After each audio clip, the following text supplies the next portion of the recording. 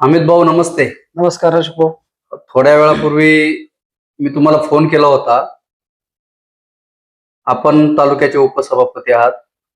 मी आपलंच मतदारसंघ असेल कदाचित, धामणखेल हे गाव आहे जुन्नर तालुक्याचं. त्या गावामध्ये मला निखिल जाधव म्हणून त्या गावचे ग्रामस्थ त्यांनी फोन केला होता. त्या गावामध्ये मी आता जाऊन आलो थोड्या वेळापूर्वी. त्या ठिकाणी पोषण आहार जे महाराष्ट्र शासनाचा जो स्तनदा माता, गरोदर माता यांना जो पोषण आहार दिला जातो अंगणवाडीसाठी अंगणवाडी च्या माध्यमातून महिला बाल विकास विभागामार्फत, तर त्याच्यामध्ये ना निकृष्ट दर्जाचा आणि अक्षरशः त्याच्यामध्ये किडे आढळलेत. बर.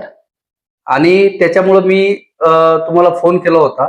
तर याबद्दल आपल्याला काही कल्पना आहे का, किंवा आपण अशा पद्धतीचं काही आपल्या कानावरती आहे का? विषय असा आहे की ज्या दिवशी जिल्हा परिषदच्या शाळा चालू झाल्या 15 जून या दिवशी मी 15, 16 आणि 17 जून तीनही दिवस मतदारसंघातल्या तालुक्यातल्या शाळांना भेट दिली. अंगणवाड्यांना देखील भेट दिली. त्यावेळेलाच मला हा निकृष्ट दर्जाचा पोषण आहार आढळून आला. मी तो पंचायत समितीत घेऊन आलो आणि आमच्या जी जूनमध्ये मासिक मीटिंग झाली 25 तारखेला, त्या मासिक मीटिंग मध्ये मी तो पोषण आहार दाखवला देखील. आमच्या पदाधिकाऱ्यांनी अधिकाऱ्यांनी तो पाहिला. त्याचा अतिशय घाण असा वास येत होता, कारण तो प्लॅस्टिक मध्ये पॅक आहे. त्याच्यामध्ये खाद्यतेल मिक्स आहे, मसाले मिक्स आहेत, म्हणजे प्रीमिक्स सगळं आहे. फक्त ते शिजवायचं आहे एवढंच आहे. परंतु तो आहार अतिशय निकृष्ट आहे. तो आम्ही सर्वांच्या निदर्शनास आणून दिल्यानंतर पंचायत समितीच्या मासिक मीटिंग मध्ये त्याचा ठराव घेतलेला आहे का हा पोषण आहार आपण स्वीकारायचा नाही, असा ठराव आम्ही जून मध्ये घेतलेला आहे. आणि त्याचा तुम्हाला पाहायचं असेल तर मी आणलेली पिशवी देखील असेल इथे. हा पोषण आहार जो आहे हा मी जून मध्ये उचलून आणला होता आणि तो खराबच आहे. त्याबद्दल काही वादच नाही. हा जो तुम्ही आणला हा कुठल्या आम्ही अंगणवाडी व्हिजिट करत असताना कुसूर गावातनं हा पोषण आहार मी आणला होता. म्हणजे माझ्या मतदारसंघातलं गाव आहे, त्या मतदारसंघात मी फिरत असताना हा पोषण आहार मी आणला होता. हा पोषण आहार अतिशय निकृष्ट आहे. याबाबत मी आमदार साहेबांना देखील कल्पना दिलेली आहे की जो पोषण आहार येतोय हा पोषण आहार स्वीकारायचा नाही तालुक्यात आपण, असा आम्ही ठराव घेतलेला आहे. दादा बोलले की आम्ही राज्य पातळीवर देखील याविषयी चर्चा करू आणि याचा खरोखर हा म्हणजे निकृष्टच आहे, त्यात काही वादच नाही. ही एजन्सी कोणी नियुक्त केली असं काही तुम्हाला माहिती आहे? तर राज्य शासनाने नियुक्ती केली असेल. आता तालुक्यामध्ये तर आहार येतो, मग याच्यावर नियंत्रण कोणाचं आहे? हा आहार आता जे काही पदाधिकारी अंगणवाडीचे आहेत, म्हणजे इथं त्यांनी तो स्वीकारलेला असेल. म्हणजे आता आम्ही ठराव घेतलाय स्वीकारायचा नाही, तरी पण त्या अधिकाऱ्यांनी स्वीकारलेला आहे.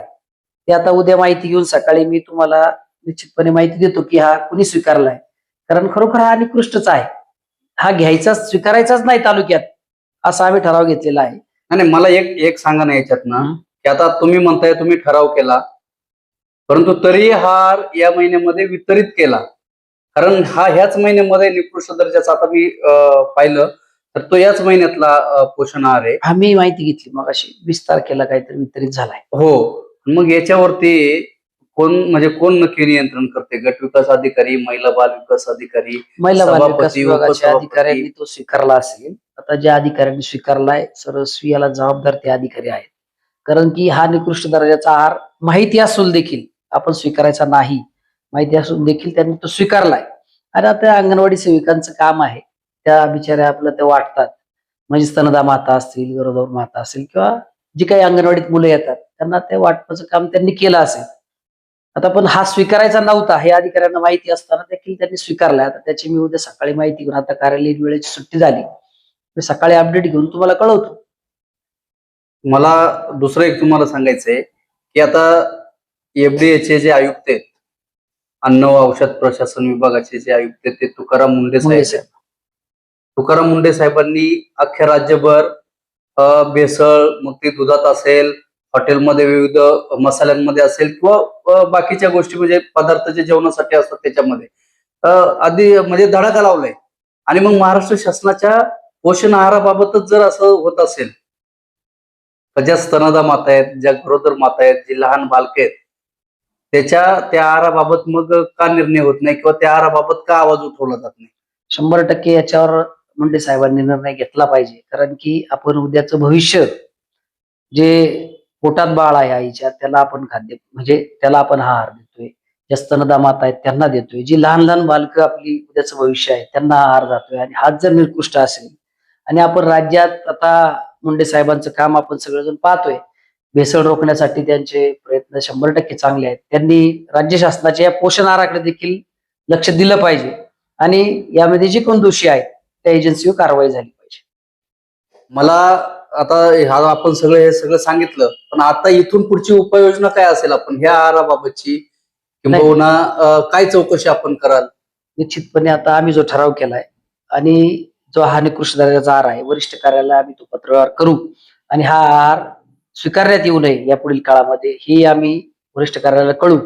पण आता ज्या अधिकाऱ्यांनी ठराव होऊन देखील हा आहार स्वीकारलाय उद्या आपण या ऑन कॅमेरा आपण हा आहार शिजून त्यांना खायला घालू. म्हणजे जे बालकांना जे स्तनदा मातांना यांनी स्वीकारलाय खाण्यासाठी पहिला हा अधिकाऱ्यांनी खाल्ला पाहिजे असं मला प्रामाणिकपणे वाटतं. म्हणजे अधिकारी जागे होतील.